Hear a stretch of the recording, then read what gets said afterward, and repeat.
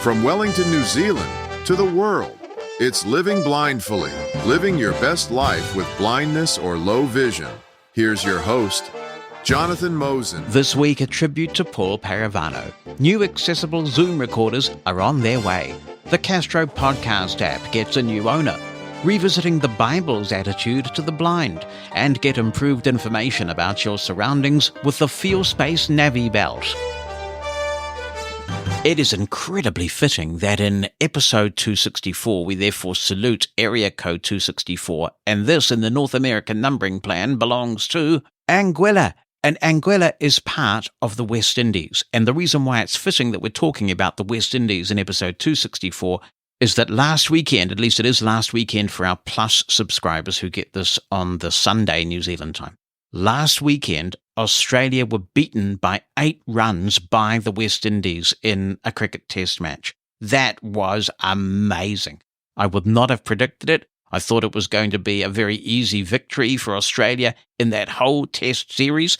Australia had a pretty cruisy summer in their test cricket, so for the West Indies to have pulled out that victory was absolutely fantastic and quite a thriller. So I hope that the cricket fans in Anguilla are enjoying this moment still, and that they will enjoy episode 264. And I don't think this is unique, but it's pretty rare. 264 actually spells ANG in the word number system. How cool is that?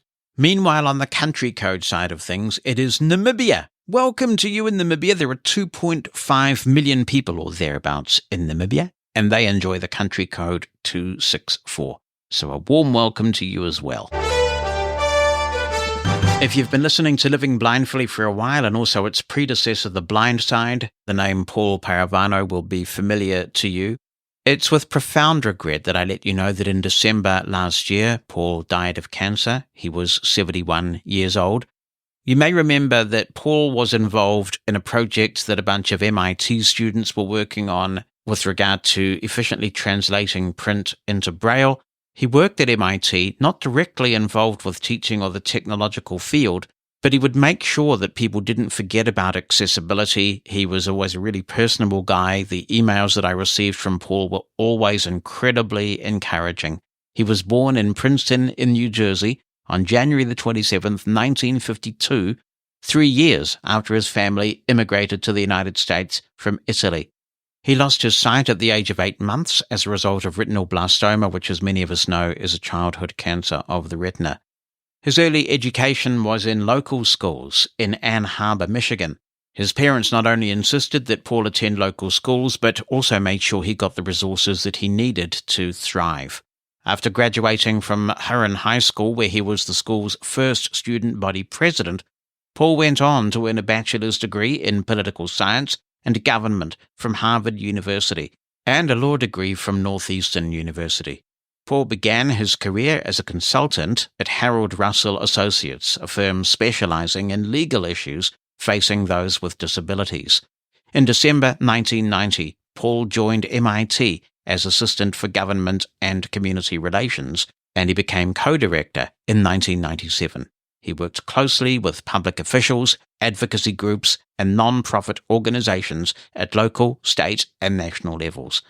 On behalf of 3 MIT presidents, Paul established and participated in regular visits with government leaders in Washington, D.C. to help advance the cause of science and research. He arranged countless campus visits for dignitaries, community leaders, and schoolchildren. Internally, Paul supported campus-based voting and elections, served as secretary of MIT's Community Service Fund, acted as an advocate and a research participant in the field of assistive technology, and was a long-time committee member and chair of the Institute's annual MLK Jr. celebration. In June 2022, Paul became the inaugural recipient of the MIT Staff Award for Distinction in Service. At the award ceremony, he was referred to as the Mayor of MIT. A colleague described him perfectly. Paul is an important person who doesn't act like an important person. He makes everyone feel that they have an equal place at the table. Paul left a lasting imprint on the Institute and the broader community. For 3 decades, he led with kindness and compassion, created meaningful relationships with everyone around him, and generously shared his wisdom and guidance. Paul diligently sought to improve his life and the lives of others by helping make the world more accessible for those with disabilities. A long-time board member of National Braille Press, he advocated for the greater use of Braille in public spaces and on everything from restaurant menus to voting booths to utility bills. He became an expert at finding ways to modify and use new technologies. His indomitable spirit, patience, and excellent sense of humor were always there to ease the way. He's survived by his wife Martha, who has been in touch with me, and also his 2 daughters. He has brothers as well and other extended family, and I send my condolences on behalf of the Living Blindfully community to all of them. I can't say I knew Paul well. I wish I knew him better, but every time we had email communication, or on the couple of occasions where we spoke, I always walked away from the communications thinking, what a great guy he is, what a contribution he is making. And it's true what they say, isn't it? People may forget what you said, but they will always remember how you made them feel. And Paul always made you feel valued. I appreciate his support of Living Blindfully, and also for the fact that he made the world a better place. I want to thank Pneuma Solutions for sponsoring transcripts of Living Blindfully. There's so much going on there. We talk about RIM, and that's a great product. They also do a product called Scribe for Meetings, which we've talked about here on Living Blindfully in the past. And no doubt we've all received those emails in this high inflation environment telling us that things are going up. It's always refreshing to see something becoming more available and free. And Pneuma Solutions have announced that Scribe for Meetings is now available at no cost for public webinars worldwide, focusing on inclusivity and accessibility. In today's digitally driven world, seminars and conferences are increasingly virtual, and Pneuma Solutions is committed to ensuring that everyone has equal access to these virtual resources. In today's digital landscape, ensuring inclusivity in online meetings and webinars isn't just a courtesy, it's a necessity. Scribe for Meetings is a great tool to ensure that PowerPoint and other presentations are accessible to everyone, including screen reader users. So whether you're a for-profit company, a non-profit organization, or an agency dedicated to accessibility, Scribe for Meetings is just a few clicks away. To start the process, just visit scribeformeetings.com. That's all joined together, scribeformeetings.com. Register for their complimentary service and upload your PowerPoint presentation for the event. It's that straightforward. Your content will be accessible in minutes. Currently, this offer applies exclusively to webinars for those interested in Scribe for internal use in platforms like Zoom or Microsoft Teams. Then Pneuma Solutions offers attractive pricing options. Their commitment is to maintain this service free of charge with no hidden fees or contractual obligations. It's a win-win, isn't it? Because it's great for those of us attending these events. It's great for those hosting. Find out more, including all the terms and conditions, at scribeformeetings.com. Mastodon is the social network where the Living Blindfully community is most active. Join us there for conversation about the most recent episode and items of news to help you live your best life with blindness or low vision. All you have to do from any Mastodon instance is follow podcast@livingblindfully.social. That's podcast@livingblindfully.social. Oh yes, it's all happening there. We had some lively discussions while the podcast wasn't publishing over the summer break. And also I'm increasingly publishing not just tech stories, but stories affecting the blind community that are blindness related.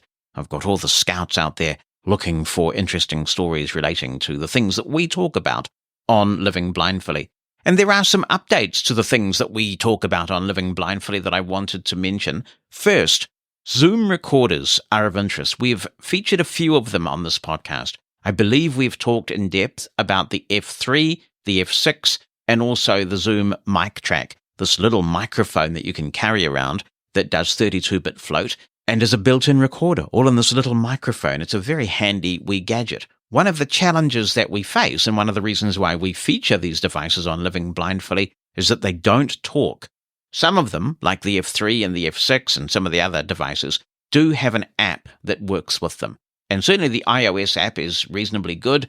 You have to plug a little Bluetooth dongle into the Zoom device, and then you can run the app for the device in question and pair it with your phone. And that's good for configuration, but it's kind of a bit of a friction-y thing. Is friction-y a word? I just made it. It's a friction-y thing because you can't just fire up your recorder anywhere and make any changes that you want. You've got to remember to use the dongle, open the app, make the changes. It just can be a bit time-consuming. And sometimes when you're recording something, time is of the essence. That's why when we review these recorders on Living Blindfully, we spend a lot of time taking you through the menu system. And the reason for that is that hopefully you can take notes and build a kind of cheat sheet. So if you have a braille display with note-taking functions, or you have a file on your phone with you and you need to perform a function, you can look it up. And some of us commit some of these sequences to memory if we do them regularly enough.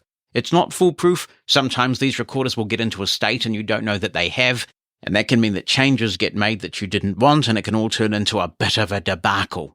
It works fine most of the time, but even if it doesn't one time, you can lose that precious recording. Man, I could tell you some stories about when I was a kid and the cassettes that we all used to pass around to each other with these little mock radio shows, and I'm sure that is a very common story among blind people who get into telephones and tape recorders. So recording has a big history in the blind community.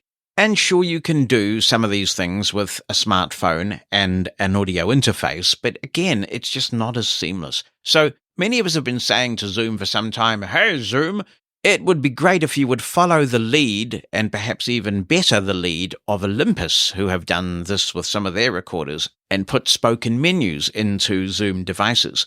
So you can imagine how overjoyed many blind content creators were to hear that Zoom is releasing a new H series. They're calling it the H Essential series, and they're scheduled to release these devices in the second quarter of 2024. And there are 3 devices, including a new H6, which is a venerable Zoom recorder, and they all have spoken menus. Now, the proof of the pudding will be in the eating. Can I just parenthetically say, isn't it interesting how phrases get hijacked over time? So many people now say the proof is in the pudding. That was never the expression. The expression was the proof of the pudding is in the eating, and it's now being regularly misquoted all over the place. So get off my lawn. I just thought I'd make that point. The proof of the pudding is in the eating because we don't know how deep these menus go, how much you can do, but it sounds very promising. And obviously we will be talking about this on Living Blindfully when we're able to tell you more. The other great news about the new H series is that it does 32-bit float. This is a great thing for blind content creators who might be recording and not able to see the level meter. And it's also particularly good for content creators who are blind and also have a hearing impairment and may not be able to do a quick recording and hear the clipping in a noisy environment. So you will be able to record as low or as high as you like, and then in post-production, when you bring it into a tool like Reaper, you'll be able to adjust the levels, and if it's too loud, you won't get clipping when you turn the level down. This is a super development, a pro-level series of recorders with pro features that also have spoken menus, so well done to Zoom for doing this. We look forward to eating the pudding, because the proof of the pudding is in the eating, you see. I still miss Castro from its heyday, and I know a number of others do as well, so we've been following the dead again, alive again story of Castro with some interest, and they have now published the following to their blog.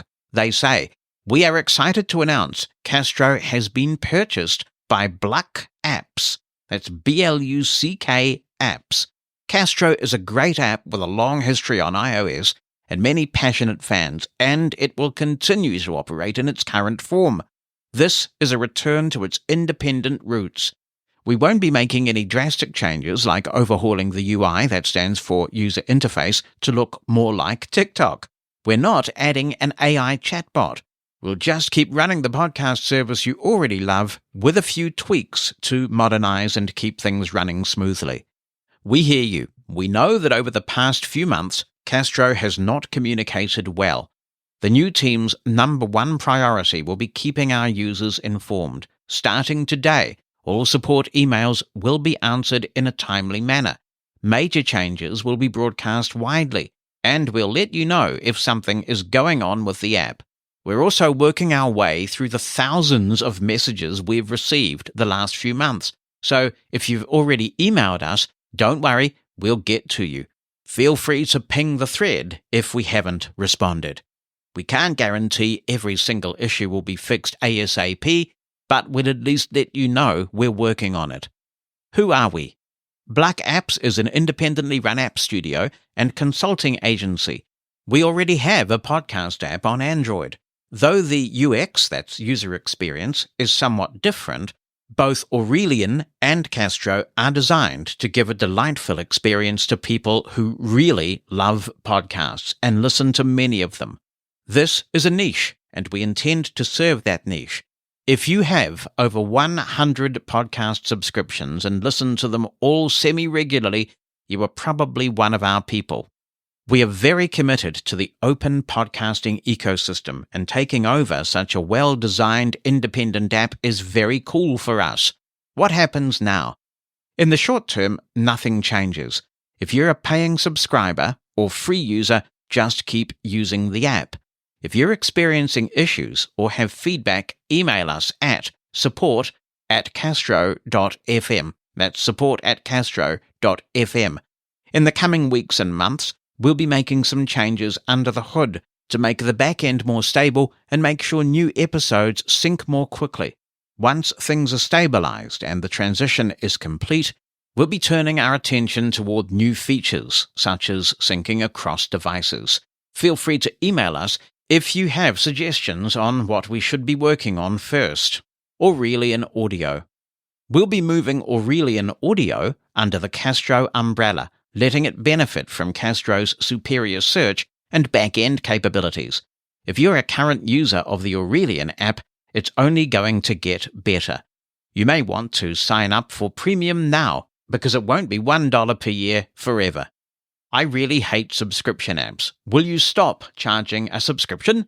Sorry, there's no other path forward for Castro, which has ongoing maintenance and server costs. Think of it like Patreon or Substack. Your monthly fee is supporting the creation of the product. However, we're not buying Castro to milk it for revenue. The price of Castro is not going up at this time. I encourage you to visit castro.fm because there's also ways to sign up for their newsletter and other ways that you can keep in touch with Castro. So these new owners of Castro seem onto it. We'll see how it pans out. I do regret the regressions that have crept into Castro over time regarding accessibility. So that's a different issue from the reliability problems. I think some of the user interface changes have not been well thought through from an accessibility perspective. And hopefully, if those of us who are fans of Castro can reach out to these new owners, we can get accessibility high on their radar and restore the accessibility of Castro to its former glory while they also restore its functionality. I'm truly excited about this because nothing beats Castro as far as I'm concerned in terms of an effective podcast app. While we're on the subject of podcasting, there was a big announcement from Apple recently announcing that when iOS 17.4 comes out, all podcasts will be transcribed by default. This is using machine learning, and it will be interesting to see what that's like for podcasts like this one, where we have a wide variety of contributors and accents. But I guess this machine learning is getting better over time. I can tell you we are not going to take any shortcuts with our podcast transcripts. We have numerous solutions who sponsor our human-generated transcripts, and then in turn we have Hannah May, who puts a lot of work into making sure that they are the high quality that they have now become, and we're not going to change that. I do hope in time that we will find ways to integrate the professional human-generated transcripts with the Apple Podcasts feed. It is possible. I have to work through the technicals of doing so, and that will make sure that those of you who do listen on Apple Podcasts will get the best possible transcription experience. Hello, Jonathan and other Living Blindfully listeners. My name is Gert, and I come from Estonia, which is a small country located in the North Europe. Regarding the story that talked about a costume party and some guy not being able to figure out storyteller's blindness, that reminds me a story of my own. It took place about 10 or even 11 years ago. It happened in a kind of a university student society, not related to fraternities or sororities, but just a uni student society where I happen to be quite often, so I considered it my second home. And that's why I often moved around the place without any cane. So there was a costume party in the style of 90s, and I was also there kind of moving around, having my first or second beer, moving around, talking to people. And then a guy comes up to me, puts his hand on my shoulder and asks something like, "Which day is it going for ya?" or something like this. Usually when you ask something like this in Estonian, it kind of usually means that how many days have you been drinking, or like how long bender were you having. First, I didn't understand why the heck he was asking the question like this. And then I kind of stammered. It's like, "Oh, it's my first or second beer." And then the guy said, "Oh, you were wearing sunglasses." And then it kind of dawned upon me, because yes, I'm one of those blind people who do wear sunglasses. And I said that, "Oh, I'm kind of used to wearing them all the time." And then the guy asks me something like, "Yeah, are they like sensitive to light?" And then I said, like, truth be told, I don't care if there is a light or no light. And then the guy, I guess he figured out that I'm blind and silently walked away. So that's my first story. I don't know how well it could be translated to English, but at least I tried. Second one was also related to a night out drinking. So I decided to finally go home, ordered myself a Bolt, which is an Estonian equivalent for Uber. So I was waiting outside for the ride. Then really quite an aggressive guy approached me and said something like, "Hey, stop playing like you're blind," or something like this. And then I said, "Yeah, but I am blind." "Yeah, now you're just pretending and I'm calling the cops," and stuff like that. And it was quite, at first it was quite a scary experience for me, because he was like really quite aggressive. And then I weighed my options. It's like to go to back inside the bar, where some of my other friends were still there, and of course there was security was also there. So if this guy would follow me back there, I guess these guys could deal with him as well.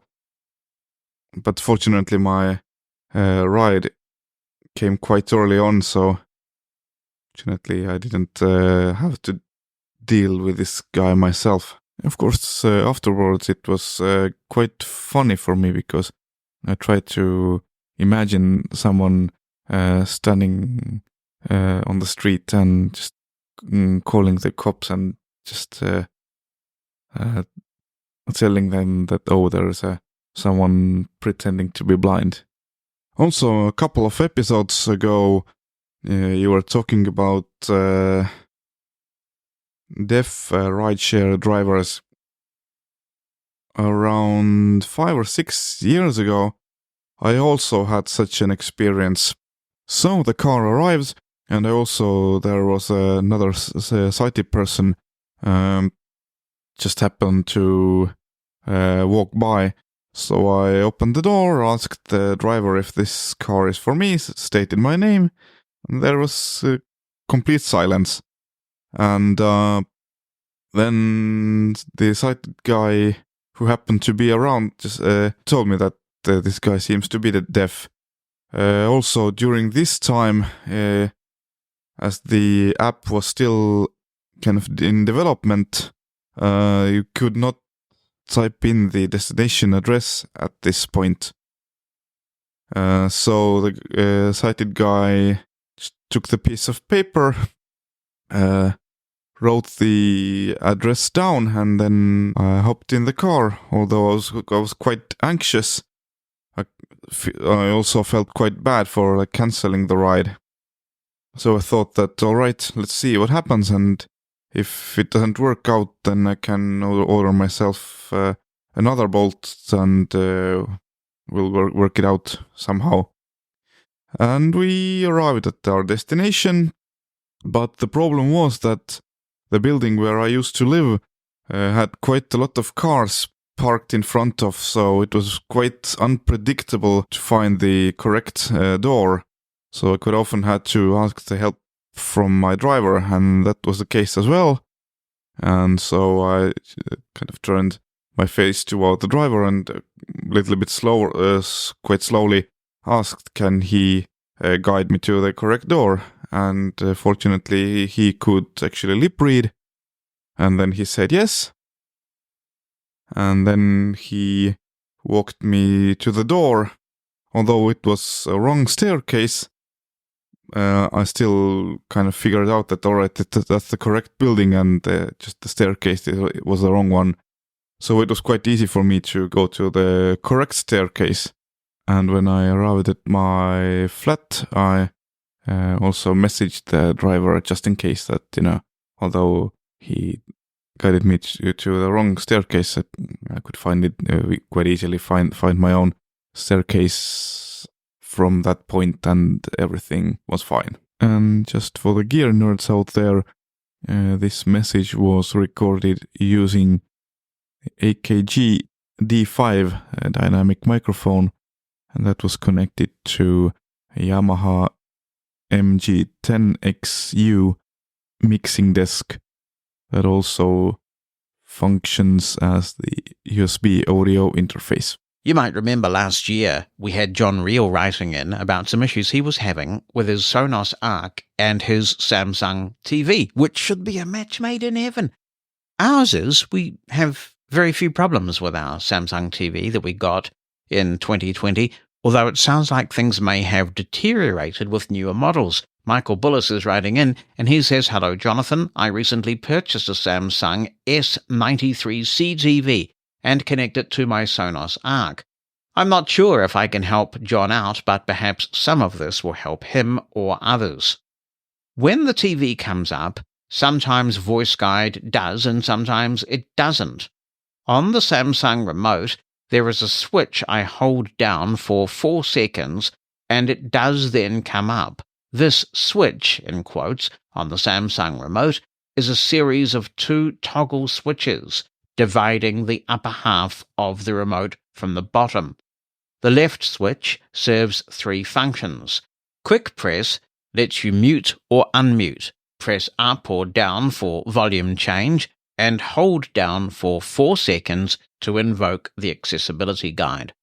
I have no idea what the one on the right does. When I bring up Netflix, sometimes the voice guide goes away, so I must once again bring up the accessibility menu and find that it says it's already on, so I turn it off and then on again. After exiting voice guide, Netflix menus are then readable. I do not have any regular volume announcements, as John described, but what is most annoying is that if I change the volume, whether through the TV or through buttons on my rear speakers, I hear Sonos Arc volume up HDMI 3. Can't figure out how to get rid of that. Yes, I can confirm that latter issue, Mike. I get that on ours as well. He says, I have had some discussions with Samsung's accessibility person without any real success, but I invite others to contact her. And if there are any Samsung users who would like to do that, I can certainly provide that information. There's a little postscript here. Mike says, I was speaking with someone while in the middle of figuring out workarounds and processes for the TV, who said, what a fun experience getting a new TV. I thought to myself, fun? You call this fun? No, as with so many things, it's really hard work to bring a new piece of technology into my world, because so little testing seems to have been done with most products and little or no involvement with blind people. We don't just come home, unbox the TV and plug it in, smiling all the way. Blindness, whatever else it is hard work. Maybe there will come a day when this isn't so, but that day is not yet. Fight on, concludes Michael Bullis.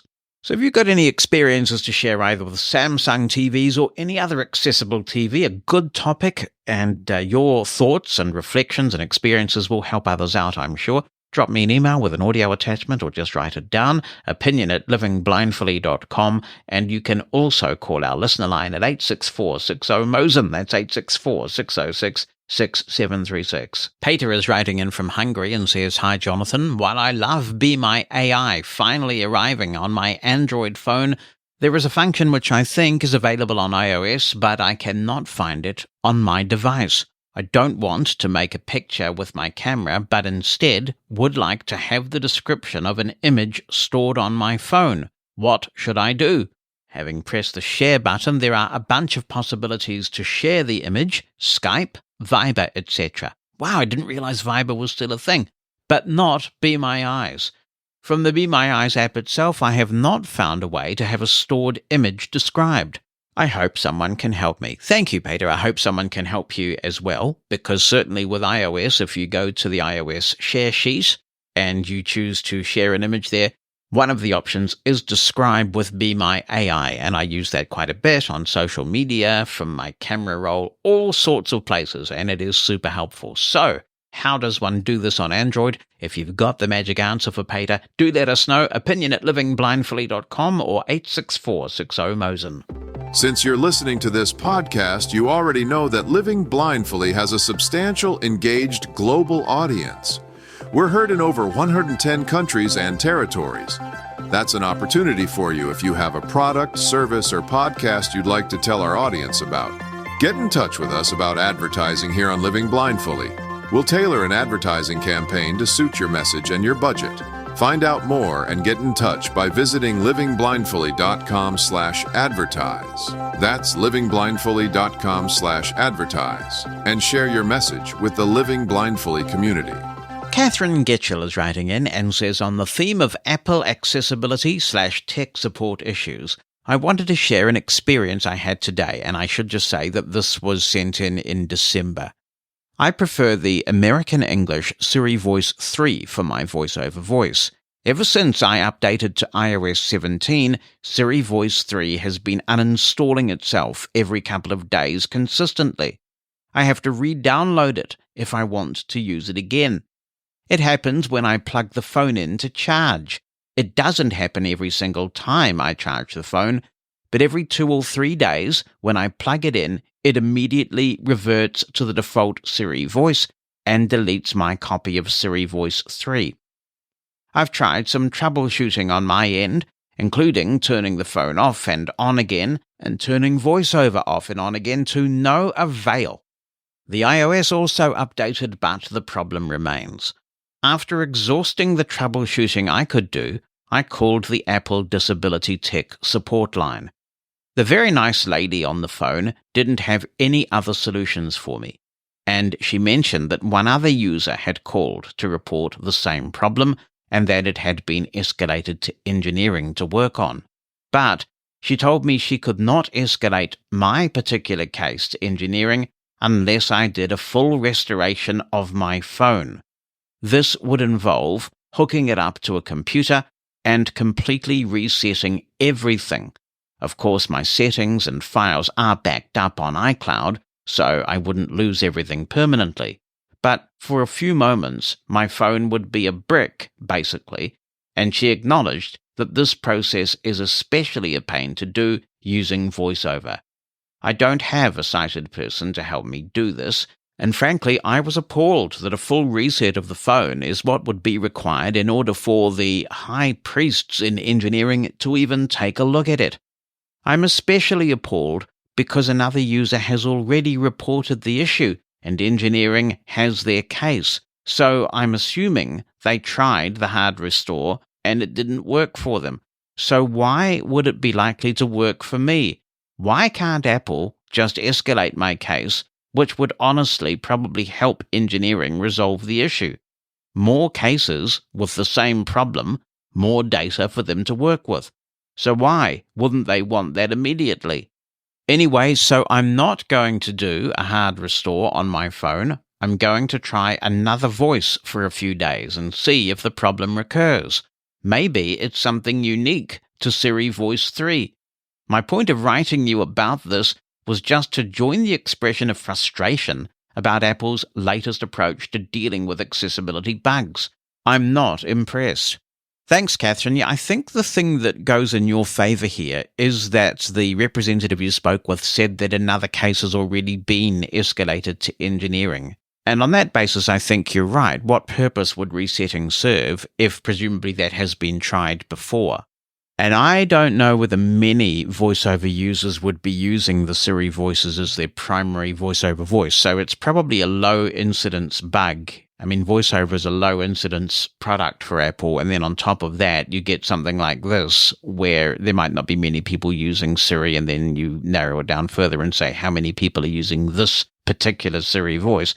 So yeah, I think it is a bit of an overkill suggestion to make you reset your phone.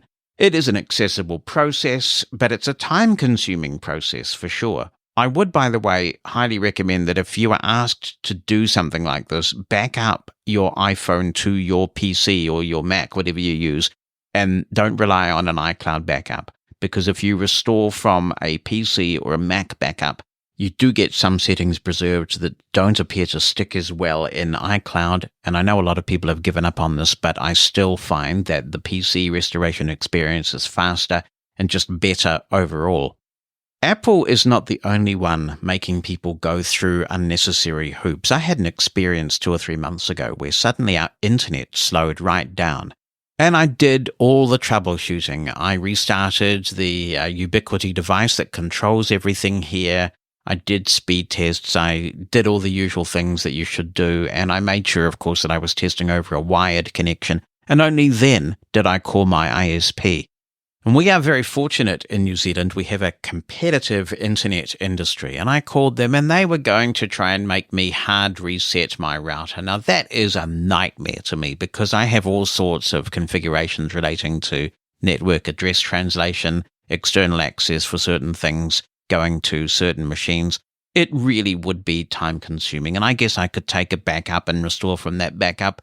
But, apart from anything else, Mushroom FM relies on this connectivity, so the remote voice tracking system would have been down until I'd been able to get the network address translation tables back in place. A whole bunch of reasons why this was just not helpful. I had not updated any firmware in any of that equipment.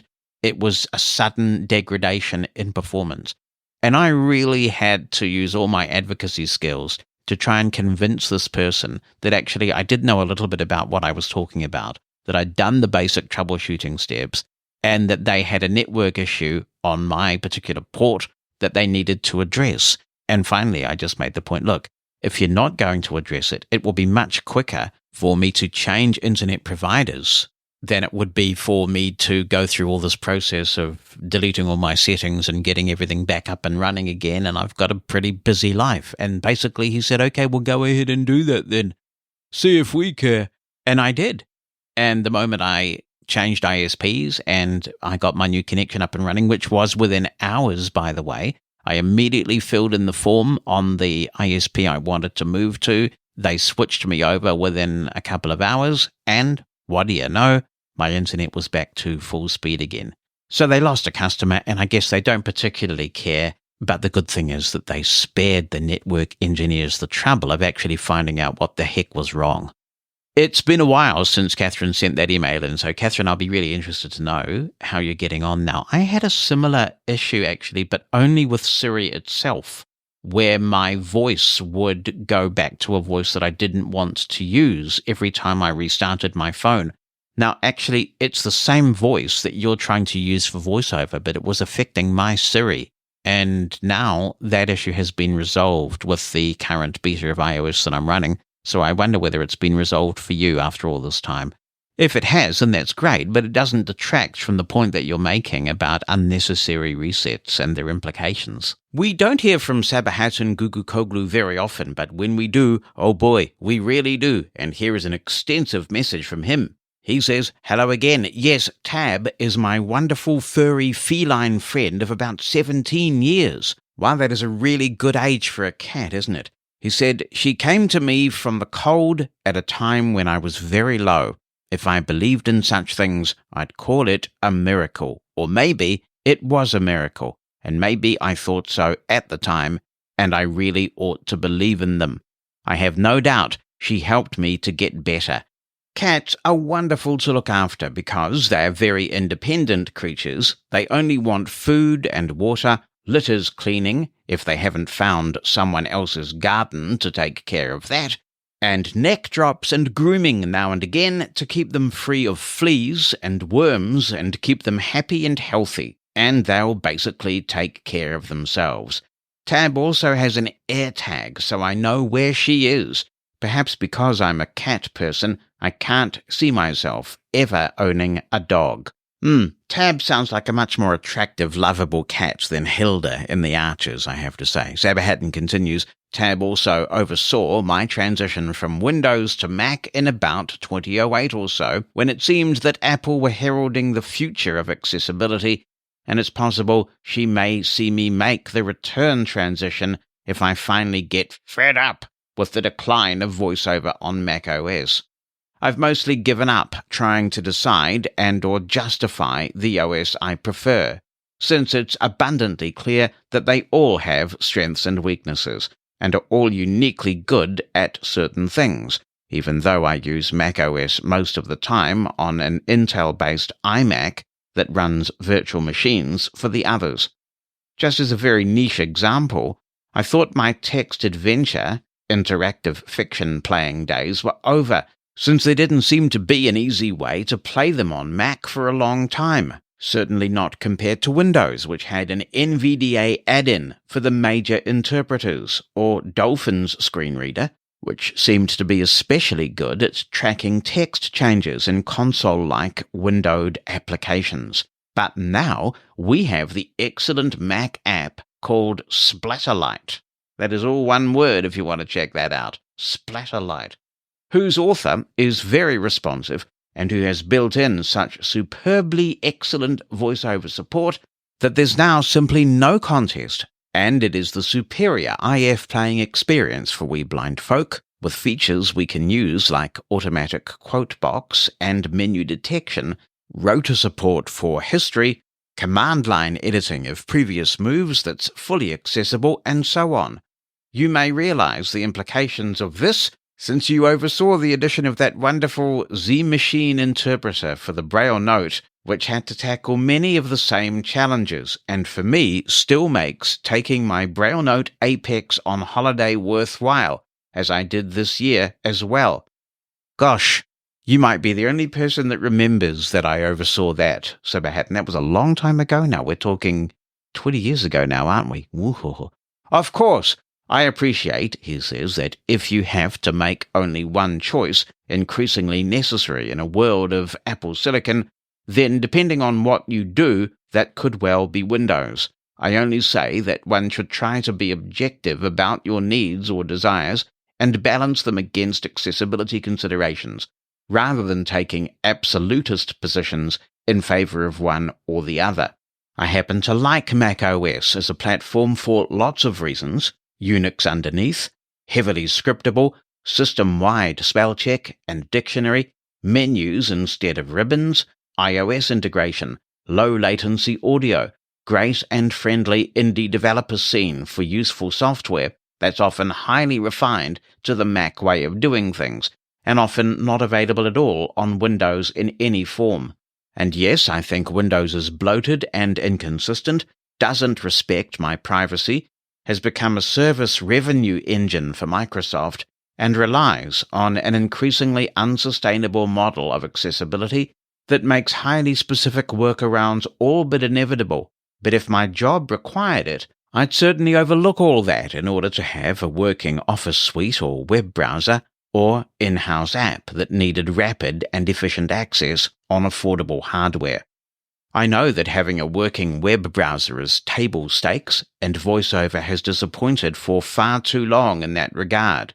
But if you can live with or work around the deficiencies, it's a price to pay if you want the rest and don't depend on web applications so much, or can run a VM to compensate, and so on. The point is, decide what's actually best for you based on the features you want and the compromises you'll make, your willingness to afford time and money, etc. I'm going to stop and say I completely agree with you, Saberhatton. We cannot afford to have religiosity creeping into our operating system and application choices. It's all about what is going to allow us to be productive, efficient, functional in whatever work it is that we have to do. And there's going to be no right answer for every person. Some people, like you, are going to find success with the Mac. Others just wouldn't be able to get things done as efficiently with Mac. And it's great that we have the choice. But we should also advocate constructively to ensure that we have the most robust, accessible choices on every platform that we possibly can. Saberhatton continues, all that having been said, I certainly look forward to the premiere of Vosh.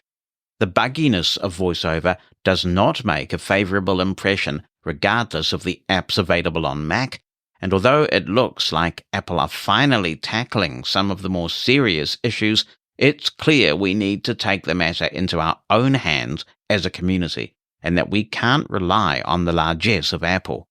For me, the biggest reason we should credit the author is that he overcame the fatalism that so often befalls our community and decided to examine the actual feasibility of doing it. I remember looking at those barely documented APIs a decade or so ago and thinking that people were right. This was no basis for a new screen reader because it was obviously for Apple's own internal use. Well, someone disagreed and did the work to make it happen. Bravo, sir. I hope it goes far. Mainstream accessibility is a utopian ideal which, though I would be quite happy to die in a ditch over it, should not go unchallenged by the people who rely on it. And if it takes a screen reader of our own to do that, well, I'm all in favour, and I'll certainly put money towards its development when there's an opening. Meanwhile, I notice that Apple has seemingly fixed the dreaded Safari not responding issue, so let's hope this has not gone unnoticed over there. Speaking of screen readers, what's happening to System Access? It still seems to be on sale, but if I remember, there were blog posts about its future as a feature of Xero, and it's not listed on the products page. Does this mean change is on the horizon? How about the TTS voices you could buy to go with it? Now that NVDA is freely available, I wonder what System Access will do to distinguish itself. It may well be that accessibility overlays have a future, but I really do need to see some hard evidence other than the prompts that they stick at the top of web pages. That is, that they actually improve anything. I don't perceive any difference except when they make things worse. But sure, maybe better than nothing accessibility is often preferable to no accessibility at all, so we should keep an open mind. I don't believe that we should be content, though, until baking accessibility in from the outset is as convenient as possible, and not doing so is as indefensible as possible. Ultimately, that is the future we deserve, I'm sure. AI has a future, but I don't think it's actually replacing humans, just augmenting them. We need to make judgments about when to use it, and not simply rely on it as an economically convenient sticking plaster. It is very impressive, I will grant. I decided against buying the new Victor Reader Stream, or any other player for that matter. Although it's annoying to get content onto an iPhone sometimes, honestly, that's really the only objection I have. My shiny new iPhone 15 Pro has 1 terabyte of storage, more than enough, and a wondrous USB Type-C port to transfer fast with if needed, including storage drives and SD cards. And as you say, only 1 device to carry. Focus is the way you restrict notifications, and this thing can do Wi-Fi and cellular connectivity at insane speeds these DTB devices will never match. I completely agree with you, Saberhatton. I've just decided I will never understand this use case, and I respect that, and I'm glad that people find value in these devices, and people should be allowed to spend money on products they jolly well want, because if there wasn't a need for the product would go away, right? Because no one was buying it. But one of the things that was really interesting to me over my break was reading a lot on Mastodon from people who were lamenting the fact that there's been some sort of change in the digital rights management of Kindle books, the way that the books are encrypted. And that has meant that tools that have been used in the past to decrypt the books so that you can put them on devices like a Victor Reader Stream no longer work. And people were lamenting this, and a lot of the people lamenting it are good iPhone users. And I'm scratching my head, I am, thinking, why? I mean, why are people going to all the trouble of doing this decrypting and copying onto streams and stuff when you can just download the Kindle app and run it and get your books and read them? And as you say, if you set up some focuses, or is it foci, I'm never sure, then you only get the notifications you want when you want them. It's amazing. But people are spending a lot of time trying to circumvent the DRM when you could just run an app and read your book. It's really interesting to me, and I don't get it. Sabahattin continues, I'm still using Downcast and really enjoying it. If you're comfortable with the all Apple requirement, it's fine. Perhaps, predictably, it turns out that I listen to podcasts predominantly on my phone anyway. It's true that the fact it does feed refreshes itself can make it somewhat slower to open than other apps, and it occasionally benefits from a manual pull to refresh, especially if you haven't opened the app in a little while. But iOS will learn when you do. And one of the happiest things for me is hearing Siri announce a flood of notifications from Downcast discovering new episodes and notifying of download completions, which occur overnight or as I set down to charge, when I start listening to another podcast, or when I move to a location that Downcast has a geofence around, as iOS opportunistically cranks the refresh rate up in response to other background activity that it performs at the same time, often no less than once every few hours. In practice, I'm confident you won't find this to be a problem in the real world. It certainly doesn't reduce battery life to any measurable degree, again, probably because iOS runs the background tasks together. If Downcast has a downside, it's that it relies on iCloud syncing, and iCloud can be quite fragile and require you really to goose step to make syncing work consistently across devices.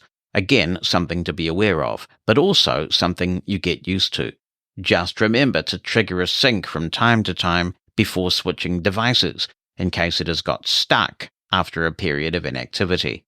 Yes, I'm going to stop and comment here and say there is a lot to like about Downcast. One thing I do miss, though, when I try using Downcast for a while, is that it doesn't have any of the effects that Overcast has and Castro had, and some other apps have as well, where they try and normalize the levels across podcasts and just add a bit of punch. Now, actually, that's a good thing with a podcast like this, because we take great care over the sound of the podcast.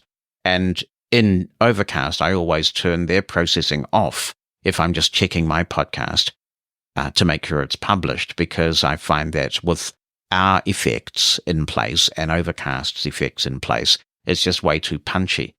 So that's an advantage, I suppose, but that consistency of levels about Overcast is a very nice thing. Now, Sabahattin continues, speaking of this, I've been a Plus subscriber since the start. Thank you for doing this podcast, which I always enjoy listening to, even when it gets a bit heavy and difficult sometimes. Well, thank you for subscribing. I really do appreciate that. I found that my subscription had been redirected from my premium feed to the normal feed, not a big deal, and I noticed it happened when I first traveled to Turkey. But I was wondering if this was something you were aware of. It hasn't been a problem for a while, so maybe it was temporary. Yes, this was a glitch with our podcast provider, and they're profusely sorry for it. And I did put out a message on the Living Blindfully announcements list and also on our blog. So I would encourage people to subscribe to the announcements list, because not only do you get previews of what's coming up, but if there's a technical issue like that, then I will be able to reach subscribers there and let them know about that technical issue. And as I've no doubt you've discovered, the answer was simply to input your feed again. So it was a very unfortunate business. Normally our provider is excellent and everybody makes mistakes. Occasionally, in an effort to try and fix bugs, you create another one. Sabahattin continues, for router, I eventually decided to go with MikroTik. I hear a lot about this brand. I'm going to spell it. It's MikroTik. They are a wonderful platform to learn on, the sort of thing you use if you want a bit of practice as a network engineer. I was initially rather skeptical because it didn't seem much more overhead than just running Linux directly, but it turns out that abstractions, even paper-thin ones, can be powerful. It's very stable and a joy for any tinkerer, and has command line, web, and Winbox graphical Windows app interfaces, all of which command the same basic structure, menus, capabilities, etc. It didn't last very long though, because the uplink was only 2.5 gigabits per second, and I am now on a 1 gigabit per second full fiber connection. Yay and boo, because now I have to find another solution. I went back to Netgear for access points, the Wi-Fi 7RS 700s, for a wired mesh setup, and I'm going back to running Linux on a 2018 Mac Mini for the actual routing. It's definitely a bit of a mix-up, but it absolutely works full speed from the internet and gigabit speeds over Wi-Fi from bed on my iPhone. Apparently, I enjoy fast networks the way some people enjoy fast cars, computers, or high-quality audio reproduction. Oh, and you asked about Ubiquiti. I think they are the right choice for a lot of people, but not for me.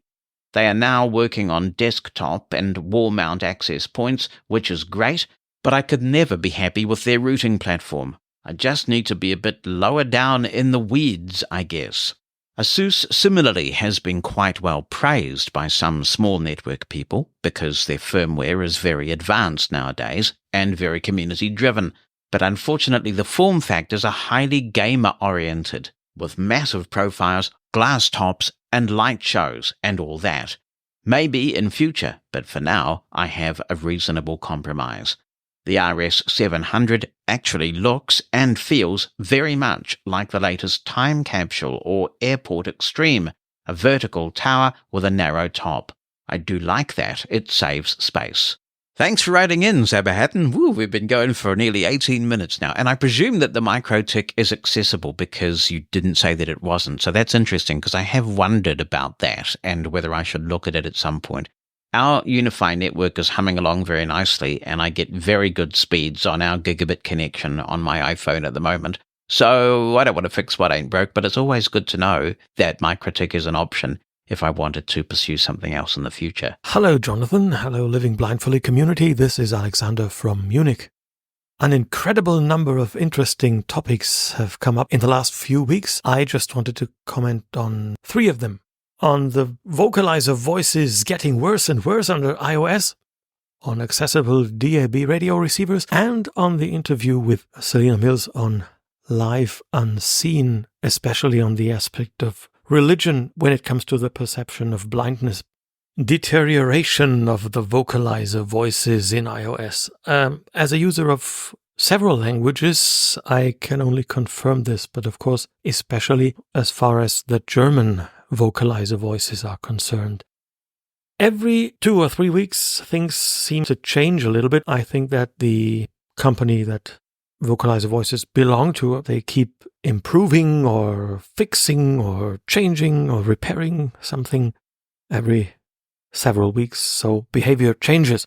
Sometimes the pronunciation of names of persons and places is somewhat funny. Sometimes it's difficult to understand because the Vocalizer voice tries to pronounce it correctly according to the original or source language, but it fails every so often.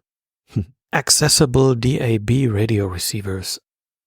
I'm afraid that there is no such device on the market. A device that is small and portable and equipped with a TTS, with a text-to-speech engine. I only know of one DAB receiver with text-to-speech, and this is the Technisat Digit Radio 3 Voice. It's called Voice because you can perform some commands using your voice. So there are voice commands available, for example, to switch to one of the preset radio stations that you have in memory, but only the 4 first stations, so the memory presets 1 till 4, there you can switch to by saying play preset 1 or 2 or 3 or 4, and some other things. You can change the volume, you can check some status information and so on. And this receiver is called voice because it has text-to-speech. It tells you the name of the station you have switched to, and in FM mode you can hear some station info that is provided with the radio data system RDS. But the Digit Radio 3 voice does not have Wi-Fi or Bluetooth. It has no internet connectivity, and it does not say anything in the menus. And when you try to, for example, change the equalizer setting or maybe the alarm clock, the sleep timer setting, and so on, this does not work with text-to-speech. There, this receiver is absolutely silent in the menu. It doesn't have any tone signals either, so that you cannot determine whether you are on the first or last menu item and so on. So, all in all, it's disappointing. And it is not portable. It's a piece of audio furniture, so to speak. It weighs some kilograms, and that is, of course, because of the quite good loudspeakers built in. It has no battery, so it's not portable at all. And it's the only device I know when it comes to DAB with some sort of text-to-speech. And finally, thirdly, not a technical issue, a small comment on the wonderful interview with Selena Mills about her book Life Unseen. Very interesting person, it seems. And I'm only referring to the interview itself now, as I have not read the book. Selena Mills, as far as I understand it, seems to want to say that how blind people are perceived, religion is the problem. That is maybe concerning disability in general. She says, and she tries to make the point that from a religious perspective, the disabled person has to be cured, has to be healed. I don't want to say anything about other aspects of any religion, about aspects of being a faithful person or not, but perhaps just this much from the religion that I know quite well, and that is the Christian religion. When I introduced myself in April here with a written message and introduced myself as one of the maybe first Living Blindfully Plus subscribers here in Germany, I introduced myself, among other things, as a deacon in the Roman Catholic Church. And I mentioned that I'm blind from birth. So I am a member of the clergy of the Roman Catholic Church, and if it were the case that religion regards disabled persons as less worth, as persons who are only worth when they are cured, or persons that are less capable, in that case, the Bishop of Munich would hardly have ordained me, a blind person from birth, deacon. Unfortunately, religion has often underspinned or legitimized the circumstances of society as they were, with some kind of spiritual justification that, of course, was not spiritual. Even the ancient Greeks and Romans, including the enlightened philosophers of that age, considered disabled persons as deficient. They considered them to be simply persons with shortcomings. Religion or all kinds of popular superstitions tended to be used or misused to provide justifications or explanations for all kinds of things, for example, for slavery. At the same time, the Bible, for example, the founding document of Christian and Jewish religion, is full of stories where this way of thinking is overcome.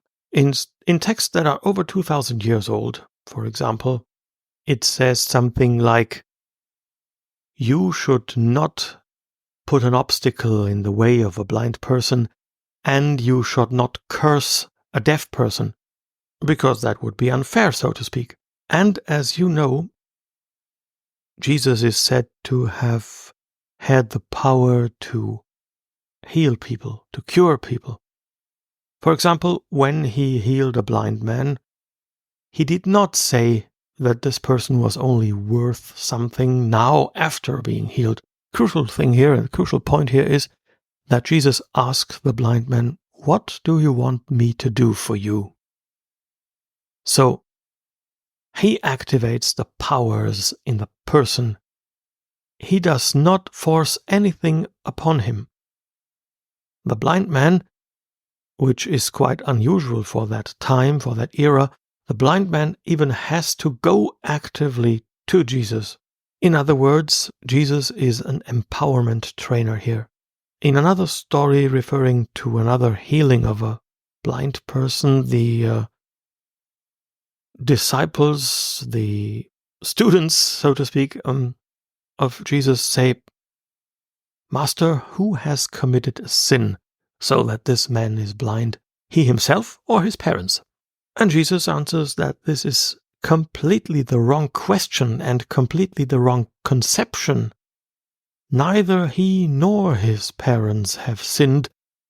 Disability is not a consequence of sin. This is what Jesus says here. In the history of the Christian religion, of course, there is unfortunately a great deal of many examples of discriminating against us with disgusting religious justifications, putting words of the Bible out of context and so on. But in its origins, in its history, in its founding document and in its founding person, Jesus Christ, Christianity has the potential for liberation from all kinds of discrimination and from all kinds of ableism and ableist language. So the problem is not religion itself. The problem is what people made out of it.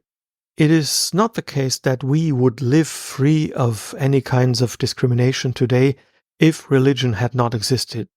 That's my point here. Thanks very much, Alexander, for an informative and interesting message. Obviously, any book is a product of the time in which it was written, and hopefully society has become more tolerant and informed since the Bible was written a couple of thousand years ago and earlier.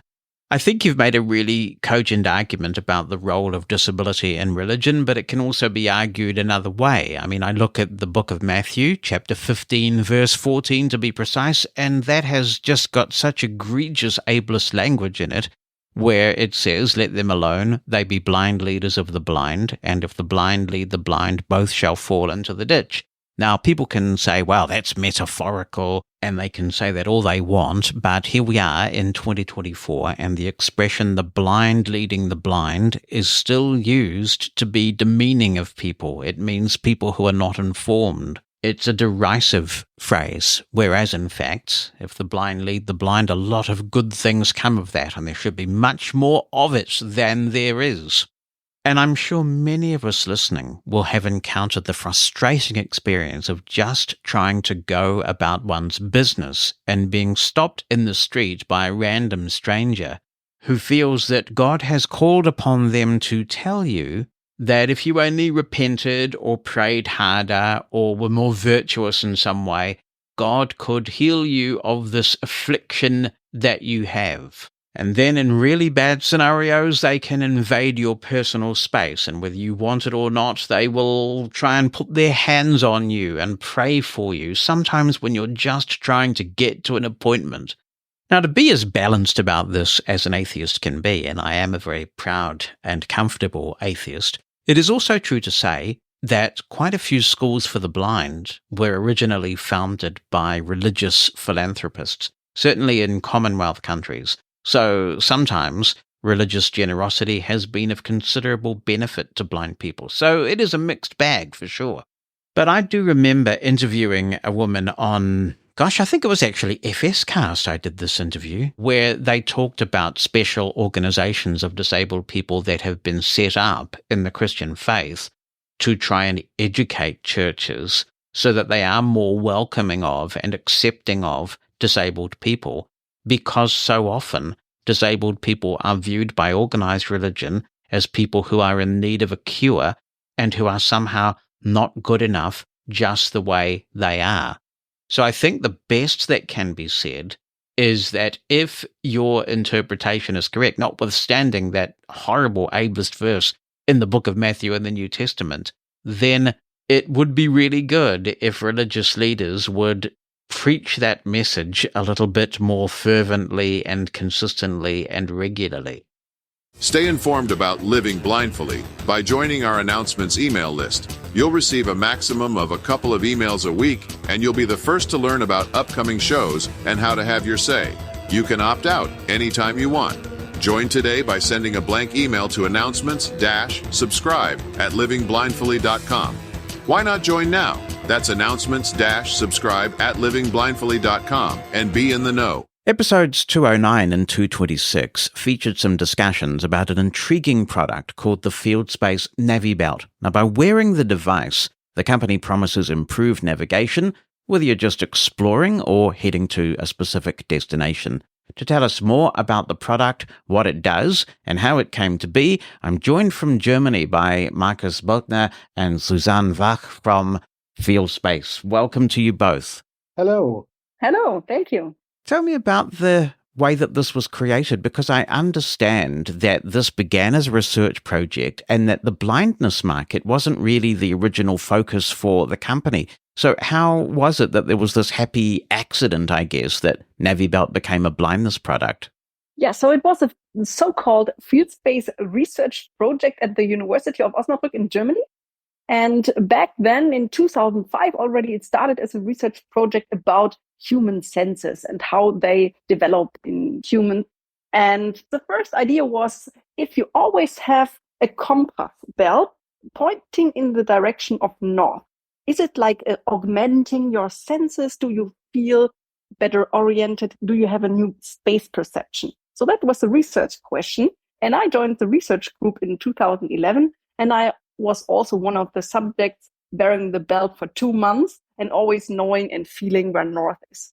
And this was really exciting for me because the space perception changed, and all the seeing participants back then, they all told that the orientation improves and that they have a new kind of space perception. And yeah, that was the idea. And then the idea came up that if all the participants tell us that the orientation gets better, how about people who have orientation difficulties?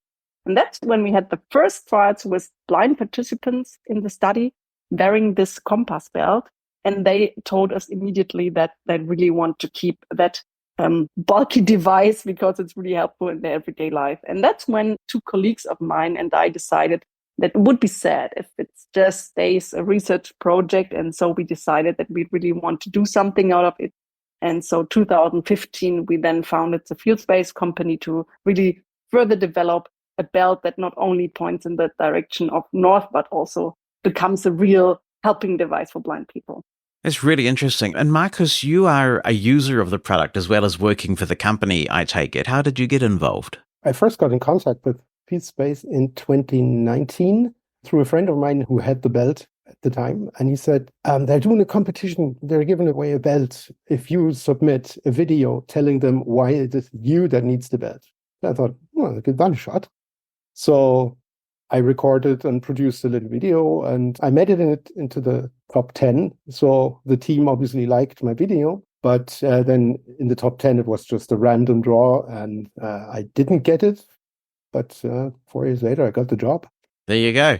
But I have to say, I got the belt 2 years later, then September 2021.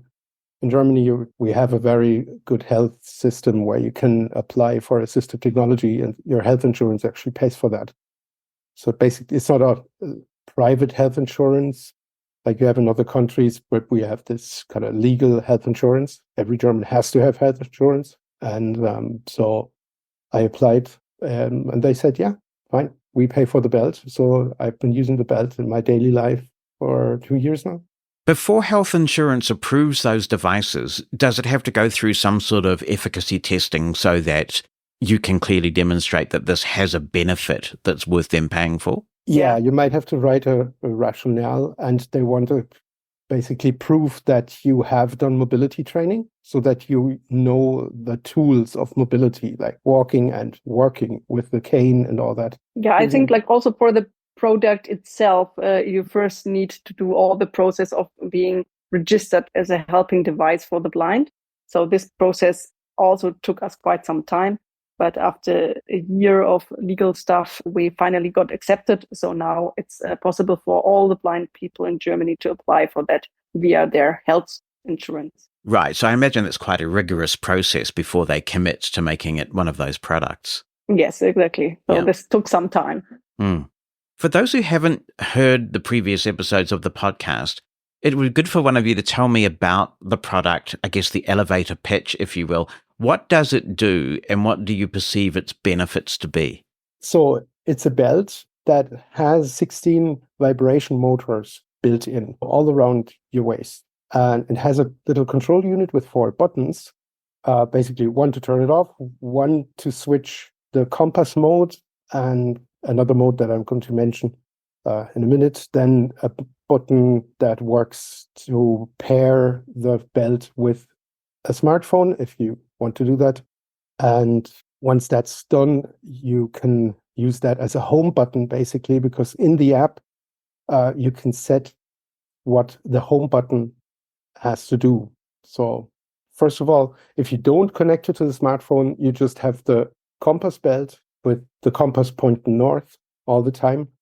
And an added feature is the crossing road mode. I say straight ahead mode. It's a mode that activates the motor that sits right on your belly button, basically. And then it helps you to cross a road in a straight line. If the vibration moves to either side, then you know I'm going going crooked. Because it is easy to veer when you're crossing a street, isn't it? And that can be a real issue. Yeah, and this actually, that's a perfect thing in my everyday life. Like down the road here on our main street where I live, we have an old derelict petrol station. So when I walk there, to my left is no curb, just the road. And to my right is an empty, former petrol station where someone parked their trailers. So not an area I would like to walk into with my cane. So coming up to that spot, I activate that straight ahead mode and just cross it. Just past the petrol station as if there was a wall beside me. And it's fantastic. And it's the opportunity to pair it with a smartphone. And with my iPhone, I can then navigate from A to B.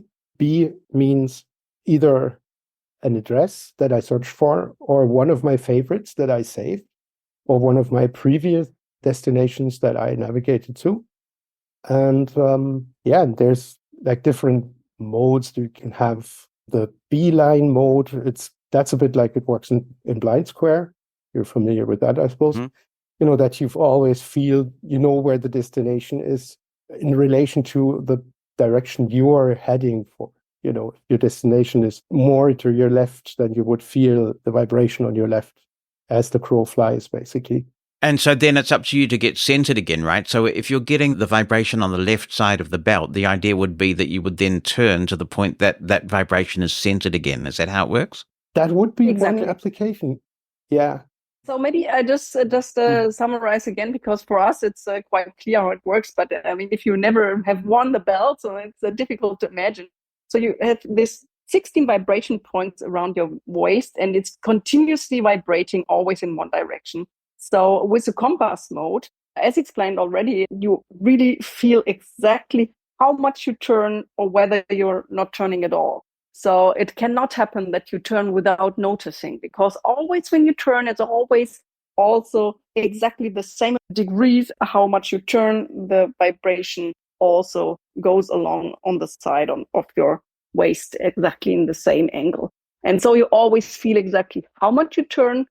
And for example, if you're walking a street, you're going around an obstacle, afterwards you can immediately turn back in the direction you were headed before, because you just turn until it's vibrating at the same spot as before, and you continue in a straight line without any time in between. So you can continue directly. So maybe this makes it also a bit clearer, because if you have never had some vibration around your waist, it's maybe a bit difficult to imagine how this feels. Is it one of those devices that quite a lot of training is required to really make the most of it? Or do you just wear it and after a while, it just becomes intuitive and you understand what feedback you're getting? Actually, it's both. Like, for example, if you wear this in the compass belt, and it vibrates at one spot, you can walk in a straight line immediately, because as long as it's vibrating at the same spot on your belly, you're walking in a straight line. Otherwise, it would move. So this is, for example, like an immediate effect. Walking straight, no problem, immediately after taking on the belt.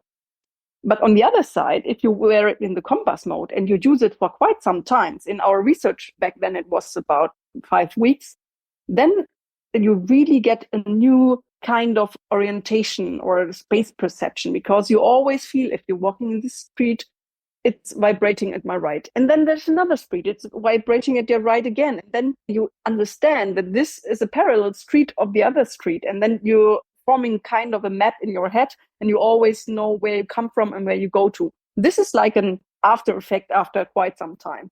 But for being able to use the belt, this goes immediately with the compass for walking in a straight line, and the street crossing mode or the straight ahead mode, as Markus described. But you can also use it immediately with the navigation of the iPhone, because if you just enter a destination, it vibrates on your belly in the direction where you have to go. And if you're reaching the crossing, it goes to your left, for example.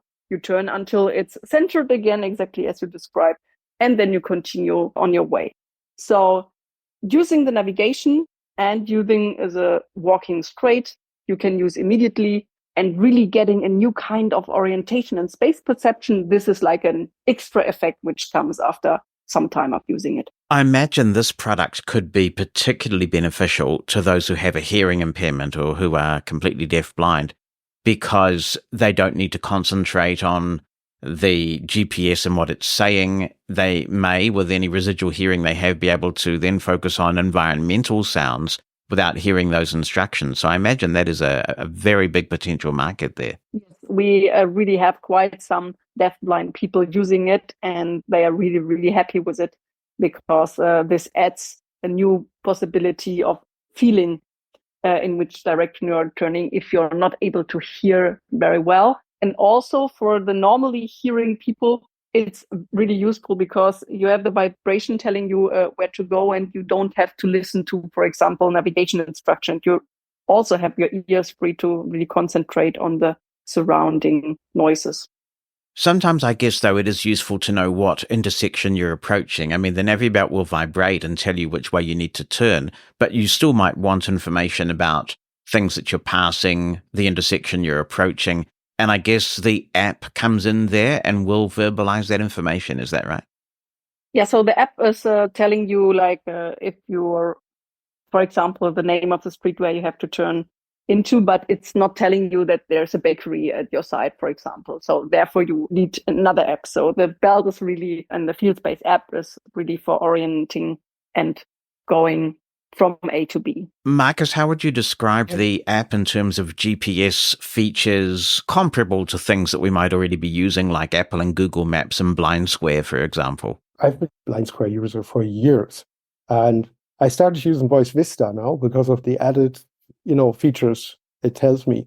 And I always say Voice Vista or Blind Square tell me where I am, and Feelspace tells me where I have to go.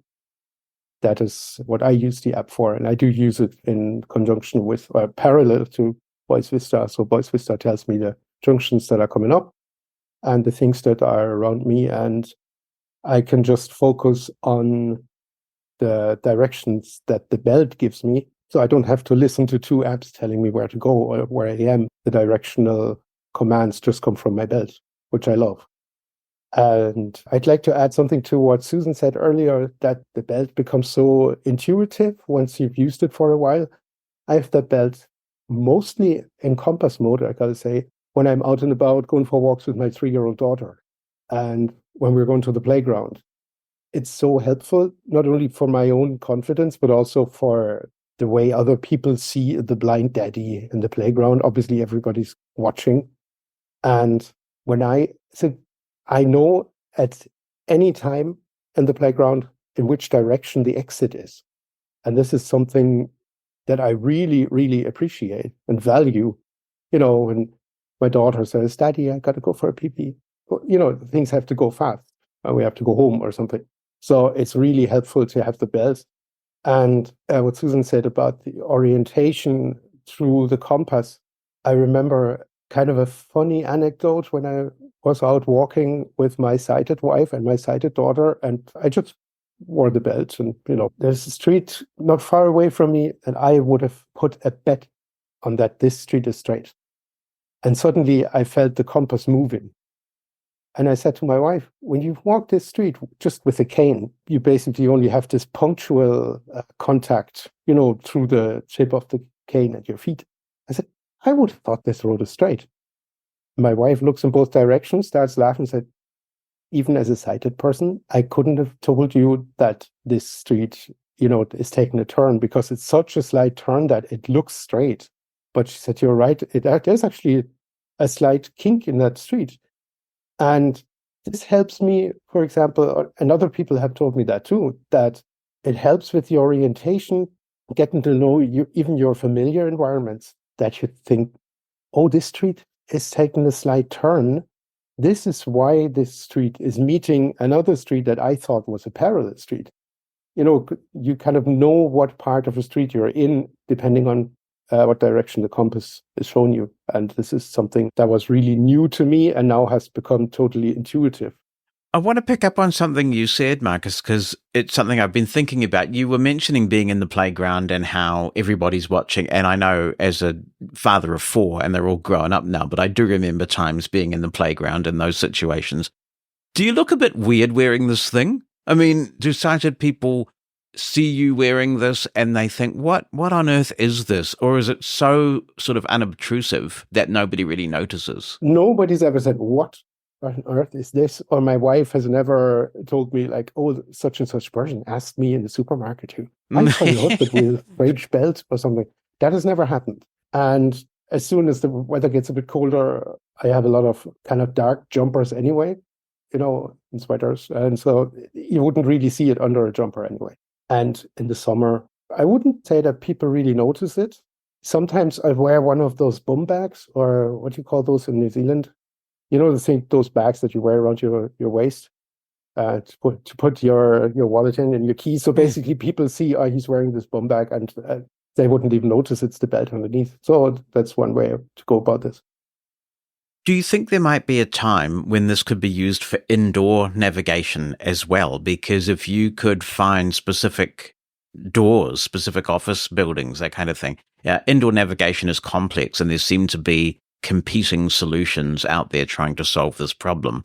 But it really is a big one. And I mean, if the belt could be made to give you information about the specific office that you're looking for inside a building, for example, or even the perennial question of the men's versus the women's toilets when there aren't any signs that you can tactually distinguish, that would be a huge thing. Yes, we actually started a cooperation with a German company, and they have an indoor navigation called EverGuide. And this is using visual marks. And there's like all different kinds of indoor navigation systems available, as you mentioned, like with Bluetooth beacons and whatever.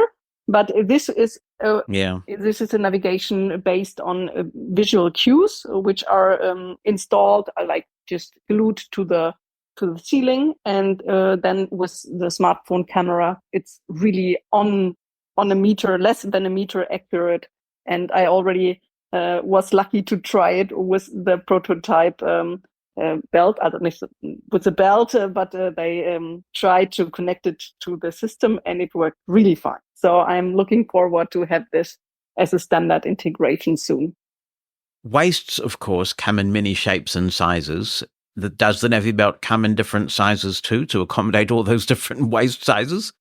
Yes, it's stretchable, so it always fits before and after Christmas, but also it has different sizes so that it fits for all, yes. You mentioned on your website that Navibelt works well in conjunction with Orcam. We've reached out to Orcam on several occasions over the years to try and get them to talk to us, but they never reply. But my perception is that Orcam is mainly for those with low vision. How do Orcam and the Navibelt coexist?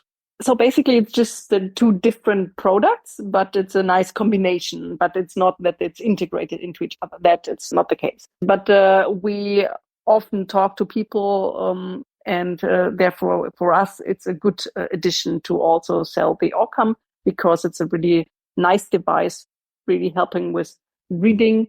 And it's just a matter of training, but also blind users can nicely use the Orcam. But maybe Markus can tell something more about it. I mean, I'm the customer service guy, and I obviously have I have my own belts, but I have an Orcam in my home office as well to train people and do troubleshooting with them. And I like the fact that you have your hands free when you sort your own post, sort the mail or whatever you call it. And someone said to me, yeah, but you have a sighted wife. I said, yeah, but she's not my secretary. And I opened the mailbox and I sort out, okay, this letter is for my wife, this letter is for me. And then I put them in different baskets and, which ones have to be filed immediately or which ones have to be left open for a few days and then can be disposed of. It gives me a lot of freedom. And of course, yes, I can do this with my iPhone as well. But with my iPhone, I either have only one hand free, or what I did before, I put my iPhone leaning against my laptop screen, and then I held the letter in front of my iPhone. But that had the disadvantage. You had to step away from the camera to turn my t-shirt inside out because it had print on it. And my iPhone kept reading the print on my t-shirt every time I changed the letter. That was what I really like about the Orcam, that it's pointing in the direction that I would be looking. I mean, I lost my sight 24 years ago when I was 20, so I have a good memory of which direction to look. But I learned through the Orcam that I look too high up. I would say I have to bend down my head until I could squeeze a walnut in between my chin and my chest and then read the letter in front of me, which was one thing I learned thanks to the Orcam. And the Orcam learning faces feature is actually quite cool. I trained it to recognize my 3-year-old and my wife, and then one day my sister and my niece. And they wanted to try that because they thought it was kind of a cool idea. And I was sitting in the sitting room, and they came in random one after another, and the Orcam told me who was coming in. This sounds like a fun game. Yeah. Yeah, it's a fun thing.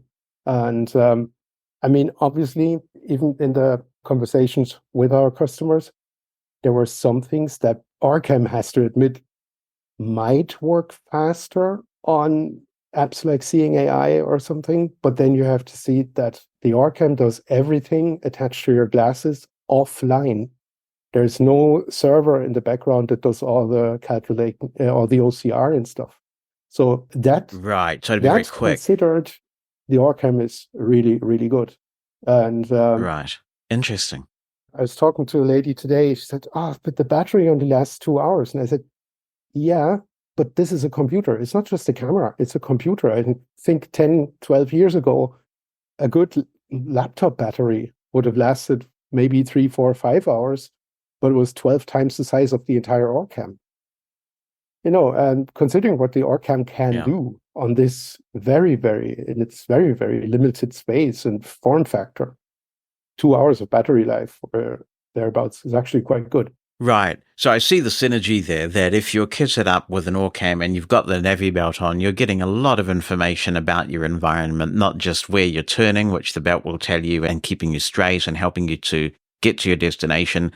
But you'd also be able to potentially read signage with the Orcam, print all kinds of things in your environment. Bus timetables, or you could even recognize friends coming up to you before they even wave, before they tell you hello. So this is actually, I must say I haven't used the Orcam outside yet because I'm fully blind, and I think it's reading street signs would require me to know where the street sign is and then in which direction the writing is pointing. So that process would take longer than to take out my phone and say, where am I? But I can see the upside to that and the advantage of having your Orcam at the bus stop and the Navibelt. Now, you're very fortunate in Germany, and indeed many European countries are like this, where you've got some robust funding options for this sort of technology. For those in other parts of the world who might not be so fortunate, what kind of price are we talking for this device? The belt is around 2,800 euros if you buy it personally. Yep. Is there an evaluation process? Like, can someone try it for a period and return it if they find it doesn't meet their needs? Yes. So what we have in Germany is that we send it out as a package getting to your home, and then they have audio call, like a call with Marcus explaining how it works, and then they can test it for a few days at home and then send it back. And this is really, really helpful because the navigation belt is something so new. You never have tried anything out similar to this before. And so it's really, really helpful to have the possibility to try it out, to really see, yes, it's meeting my needs, and then you can decide for or against it. When I talk to people that Suzanne, for example, has met at some, assistive technology fairs or something, and they're not quite sure yet, and why to test this at home. And I tried it for 5 minutes at at that exhibition, and say, yeah, but you were in an unfamiliar place with not only an unfamiliar device, but an unfamiliar sensory action, basically. I find it very beneficial for people to try this in their own environment, where they can focus on what the belt is telling them, and then put those two things together, put together the new sensory experience in their familiar environment. And then they can, I suppose, extrapolate that and say, okay, this is how it works in my environment. Now I can imagine how it would work in an unfamiliar environment. So I find it very beneficial to try it in your own home, on your own home turf, basically. And you get about 8 hours of battery life, is that right? It's actually, it's a 12 with the highest vibration power. So if you use it on a middle level, it's even more than 12 hours of using it. Mm. And normally you'd switch it off and only switch it on when you're traveling. So that should last you quite a long time. Yes. And you also have a vibration feedback. You can just press one button and then it goes around your waist. If it goes a full round, it's completely charged. If it's half a round, then it's half charged, and so on. So you always can control it, whether you have to charge it when you come back home. Right. How often does the hardware get updated? I mean, if you were to buy one today, how long is it likely to last for before you're running an older version of the hardware? So basically, you don't need to update the belt, because if there's new functions, then it's in the app, and then you can just get it with an app update. So the basic functions on the belt, they will just continue to work also with the new app. So that's not the problem. Cool. If people would like more information, where can people visit to learn more about the Feelspace Navibelt? On our website, of course, feelspace.de. And of course, they can always write us an email and also call us for getting information. It's available in a number of languages, including English and French and Spanish. And that's good, because ich verstehe nur ein bisschen Deutsch. So I wouldn't have got very far without the English. And it's a great website with some videos and information there. It's a really intriguing product, and I thank you both so much for sharing this with us. Are there any closing remarks you'd like to make, Marcus, about your experience? I can just summarize my experience that until 2 years ago, I heard about the belt, but I didn't have it. And now I use it every time I leave the house without my wife, for example. And one feature I would like to highlight before we close is that beeline feature, or as the crow flies, is actually good for traffic safety as well. Suzanne explained how in one mode that it vibrates on your belly like the straight ahead mode, and then when you have to turn, you just turn around. But this beeline mode would allow you to, for example, locate traffic islands, where you have really difficult crossings with really odd-shaped traffic islands, and you have to get onto them to go and cross the next part of the street. You could actually set a favorite, like in the middle of that traffic island, if you're a sighted companion or a mobility trainer or something, and then the next time you set the belt to beeline mode, and then you can just walk towards and arrive safely at the traffic island, which is, I think, it's not just a convenience product. It can be a real big deal for traffic safety. And yeah, that's why I would encourage your listeners to check it out and get in touch with us. Fantastic. Thank you so much for giving us your time, and I'm sure that there will be people who will want to check this out further. So it's nice to speak with you both. Thanks for having us. On Living Blindfully, we hear the opinions of blind people from all over the world. So why not share yours? Drop us an email. You can write it down or attach an audio recording. opinion@livingblindfully.com. Email us today, opinion@livingblindfully.com.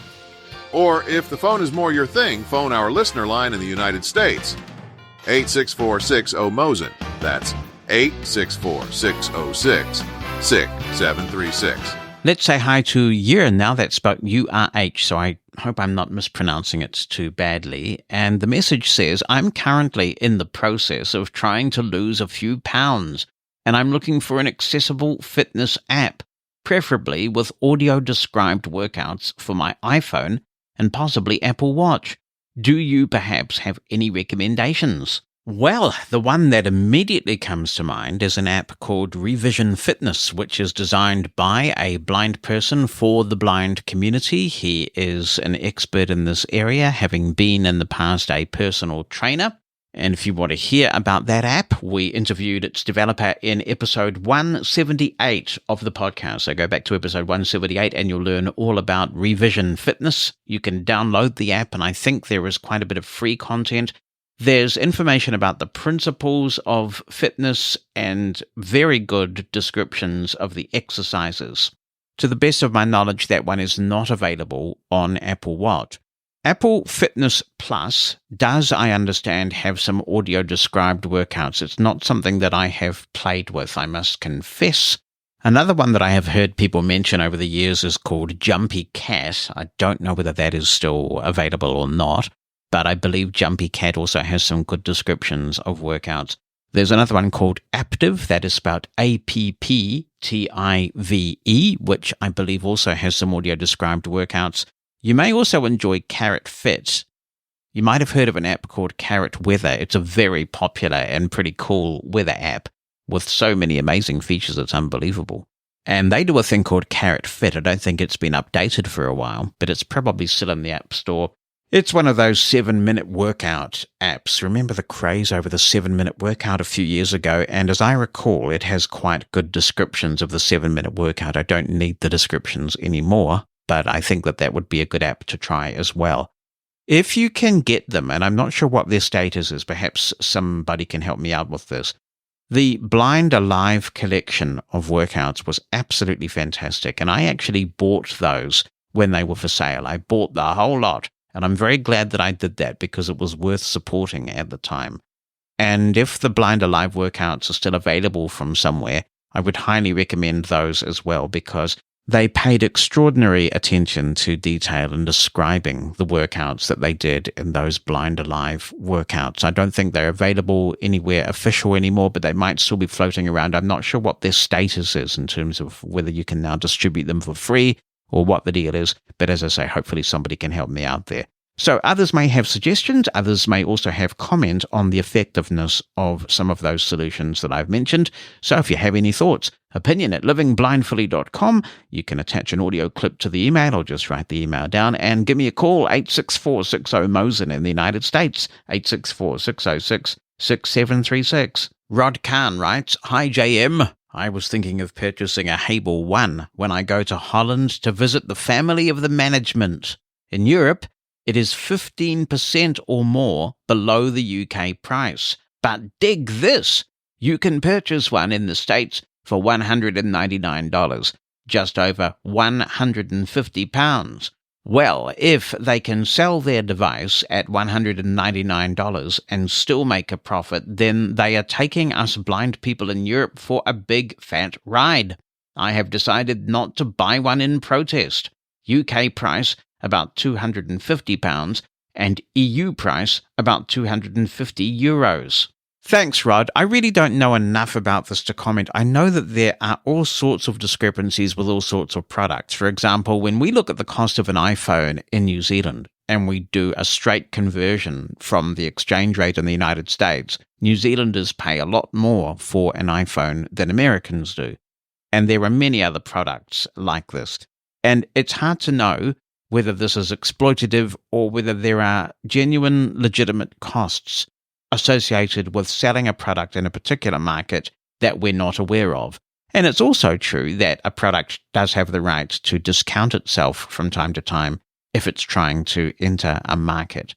So I understand why you feel the way you do. It never sits well when you look at exchange rates and you do the maths and you think, man, people in this market are getting it much cheaper than me. I just don't know what the rationale is in this particular case. Rich Yamamoto is sharing some thoughts on access or assistive technology and says, I'm working in the education system as an instructional assistant.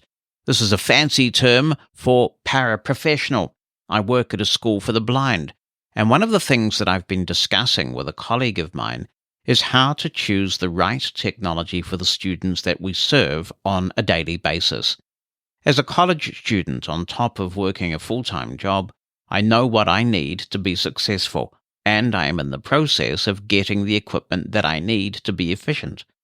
I've known ever since I played with a Braille note taker at age 4 what devices work for me and what devices don't. I will try to outline this below. I started on the Braille Note Empower back in 2007, which was a perfect place to begin for me. I didn't have access to the internet on it, so nothing nefarious would happen on my watch. As I got older, I gradually progressed to having more freedom with the device until I was taking it home every night to do homework. I then transitioned from that to the Apex, which proved to be one of the toughest changes in my tech career. I happened to get probably the most unstable device out there, so I was constantly having things swapped out so that I could stay caught up with the rest of the class.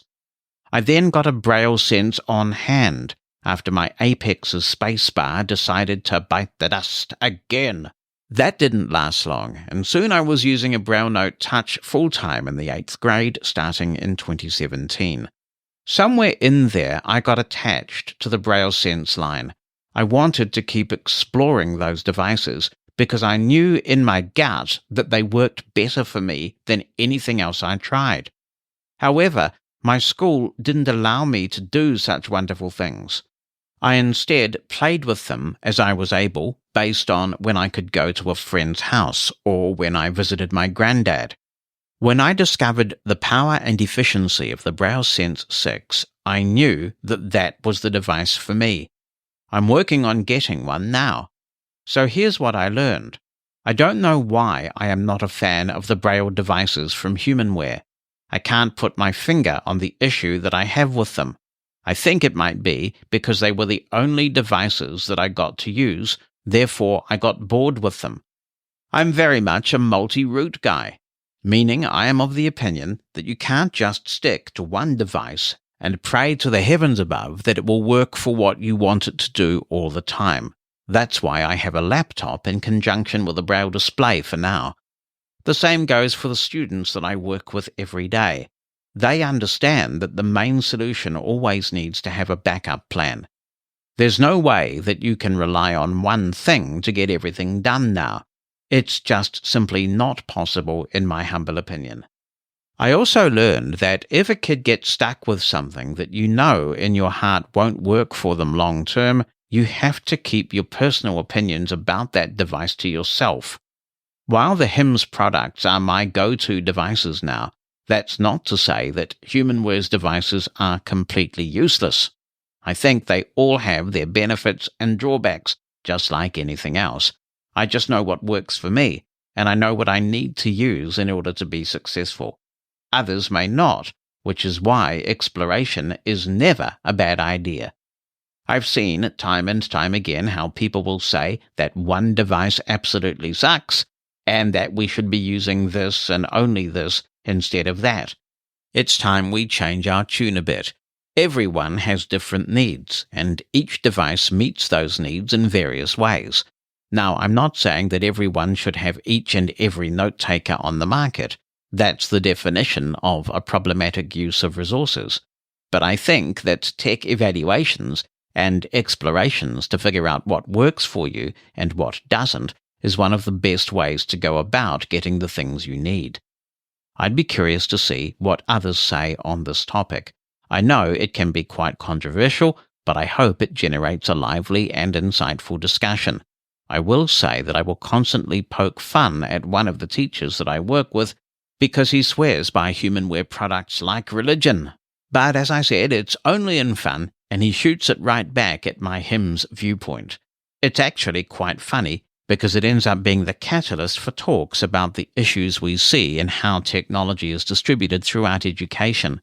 Thanks very much for writing in, Rich. And this is one of the challenges that we face. Sometimes we end up with technology not because it's the one that suits our needs best, but it's because somebody in a position to recommend it, procure it, train on it, has a particular preference. I remember when the JAWS and WindowEyes competition was at its height, I would hear all the time about how certain states in the United States were considered JAWS states and other states were called WindowEyes states. And it wasn't about what was the best product for the individual who was trying to succeed in life. It was about, again, what they wanted to buy, what trainers felt comfortable with, the relationships between people doing the procuring and the salespeople at the company. And that is unfortunate because it should be about the end user. One thing I would ask in response to your email is, maybe for many people now in 2024, the answer is no note-taker device at all. The answer could be a PC with a Braille display, or an iPad with a Braille display, or a Chromebook even. Some solution that doesn't get the student locked in to proprietary products that get obsolete very quickly, in which they are highly likely to find inadequate when they get to a university or work environment. That's one of the reasons why I'm very interested to see what becomes of the Optima, whether we will see it released in 2024. If you're a member of Living Blindfully Plus, thanks for helping to keep the podcast viable. If you haven't yet subscribed, why not do it today? Get access to episodes 3 full days ahead of their release to the public. You'll get advance notice of some of our interviews so you can have a say in what we ask. And you'll help keep the podcast viable by helping to fund the team to do their work. Our guarantee to you is that everyone who works on the podcast is blind or low vision, so we're keeping it in the community. Find out more. Visit livingblindfully.com/plus. That's livingblindfully.com/plus. Pay what you can. It all helps. Thanks for your support of Living Blindfully Plus. This message comes from Carolyn Pete. Hi, Jonathan. I have a strange problem and hope that someone out there can help me. I got an email the other day from a friend in Sweden. The email is in English. VoiceOver on my iPhone is acting strangely. Firstly, the top part of the message reads okay. This is the area that says who it is from and the subject line. However, as you move into the body of the message, VoiceOver develops a Swedish accent. I have tried a number of things to get rid of the accent, but none of them are working. I tried changing the language in the rotor, but found that language was not even an option in the rotor. I did a single finger double tap and tried translation, but it said that the text was in English US, so nothing there. I checked the spoken settings under accessibility with no luck either. Professor Google was not much help either. I would appreciate any suggestions on how to get rid of the accent. Carolyn, I suspect that changing your language from the default to a specific language may assist here, and we have mentioned in a couple of episodes towards the end of 2023 how to get your language rotor back, so you may like to check them or the transcript, and I actually did give a demo with the phone of how to restore the language rotor item to the rotor. The other thing you may also want to try is go into VoiceOver settings and then choose speech. There is a setting there called Detect Languages, and if that's toggled off, that may also help. Hello to Jennifer Wells, who says, "Hi Jonathan, thanks for your great podcast. This email is in reaction to the topic of pedestrian safety and cycling in Toronto. My perspective is that of a partially sighted New York City resident. In the last couple of years, there has been a rapid proliferation of cyclists, scooters, e-bikes, e-scooters, mopeds, and hoverboards on New York City streets and sidewalks, and inside the parks. Most of the motorized micro-mobility vehicles were illegal here until fairly recently, but now they are not only legal, but allowed inside the parks and completely unregulated. The one exception is that mopeds are supposed to be licensed and registered like motorcycles and cars, but in practice they behave like the cyclists in motorized micro-mobility devices. That is to say, with absolutely no accountability whatsoever, even as they speed through red lights and on pedestrian pathways in the parks, not to mention the sidewalks, where technically even bicycles aren't allowed. Of course, I don't have to tell you or your listeners that this is dangerous for everyone, and especially terrifying for blind pedestrians. The rules around these vehicles just keep loosening, even as many serious collisions and deaths have occurred. What is perhaps the most frustrating of all is that the reason the rules keep loosening and that no significant regulation can get passed through City Council is that many of the council members and Department of Transportation are in the hands of corporate lobbyists. There is a lobbyist group called Transportation Alternatives, funded by bike share and delivery apps, that is too powerful for any grassroots advocacy groups to overcome. The response to all the public outcry is always that cars are the real problem, based on the statistics. But here's the dirty secret. There actually aren't statistics about e-bike and e-scooter crashes and injuries because there is no category for them on the accident report forms. The corporate lobbyists are great at staying under the radar. I only know about this through affiliations with a couple of pedestrian safety advocacy groups. I suspect that similar lobbying groups hold this power in other large cities.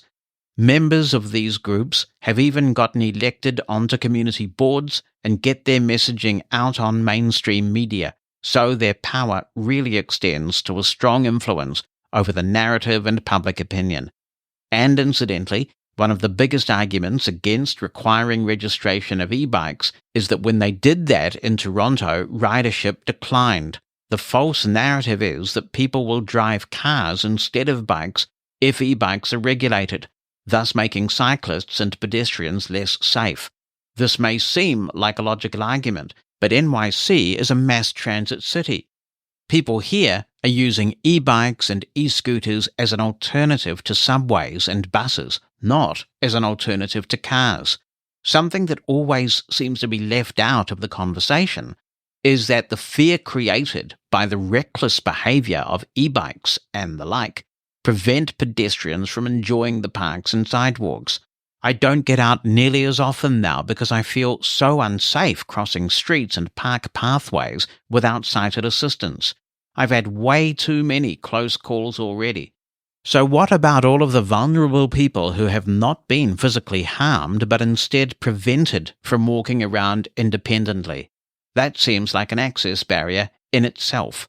Wonderfully powerfully put. Thank you very much, Jennifer. I would be interested to know what, if anything, consumer organizations in the United States feel they're able to do about this pandemic of pedestrian unsafety that is so pervasive everywhere. It really is frustrating. We're going to Bonn now, not Bonnie, but Bonn in Germany. And Matthias Klaus is writing in and says, "Hi, Jonathan. I have a question about the Goodmaps Outdoors navigation app. Since last summer, the app has been announcing its points of interest in 3D audio. Unfortunately, it only does this in English with the standard voice of voiceover Samantha. I use the app in German, and this causes a lot of confusion because German announcements are pronounced in English. The rest of the app is German, only the 3D announcements are not. Maybe someone here knows how or if this can be fixed. I have already written to Goodmaps and unfortunately have not yet received a reply. As I think Goodmaps Outdoors is otherwise good, I would be happy to recommend it. I am currently writing an article about free navigation tools for a German language magazine. I would like to take this opportunity to thank you for the great podcast. I never tire of promoting it here in Germany. Thank you very much. I appreciate that. I noticed that since you wrote that email, which was in late December, I have seen an update to Goodmaps Outdoors in the App Store. I don't know whether this has fixed your issue, but if not, hopefully somebody can come up with a solution for you. Transcripts of Living Blindfully are brought to you by Numa Solutions, a global leader in accessible cloud technologies. on the web at pneumasolutions.com. That's PNEUMA solutions.com. Thank you for listening, and to everybody who contributes. We've got some great contributions in the hopper, and we always appreciate receiving them. I'm off for now, though. Remember that when you're out there with your guide dog, you've harnessed success, and with your cane, you're able. If you've enjoyed this episode of Living Blindfully, please tell your friends and give us a 5-star review. That helps a lot. If you'd like to submit a comment for possible inclusion in future episodes, be in touch via email. Write it down or send an audio attachment. opinion@livingblindfully.com or phone us. The number in the United States is 86460-MOSEN. That's 864-606-6736.